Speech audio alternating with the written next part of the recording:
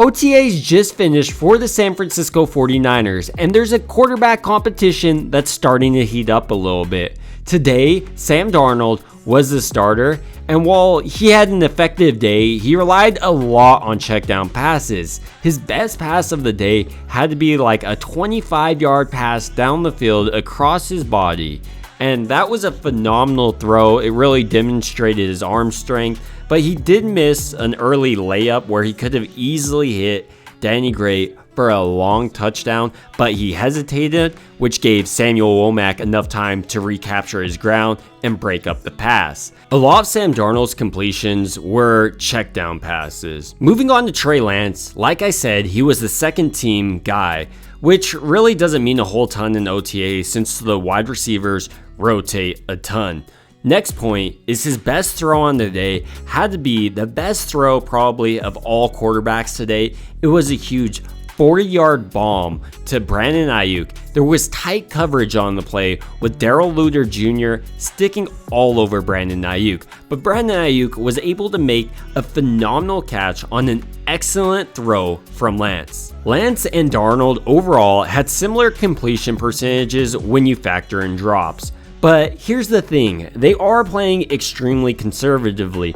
There's been times across the field where there was wide receivers running open, but they didn't push it downfield, but rather took an easier completion underneath. So while these quarterbacks are playing similarly, I would say that Lance is a little bit more ahead of Darnold for the starting job if Purdy isn't ready week 1. And the reasoning behind that is the 49ers gave up so much to go out and get Lance. They gave up 3 first-round draft picks along with a bunch of other draft capital. But not just that, Lance has made considerable improvements this offseason on his throwing motion.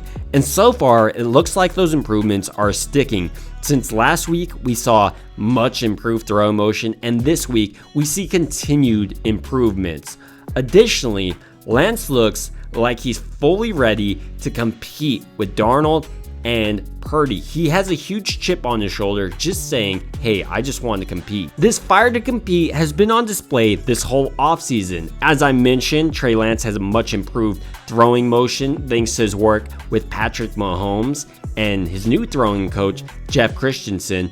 But also, after OTAs complete, he's going to work out with George Kittle and Josh Allen at Tight End University, working out with some of the best pass catchers across the league. Additionally, Lance looks to further improve his throwing motion, working out with Jeff Christensen once again after these OTAs complete. Ultimately, I'm extremely excited to see how Lance and Darnold are able to perform once OTAs are finished and training camp commences, because that's where the battle is going to truly heat up. And if Purdy isn't ready week 1, who do you guys think is going to be the starter? Is it going to be Darnold or Lance? Let me know down in the comment section. It would also mean a ton to me if you guys like and subscribe. Thank you guys so much for watching.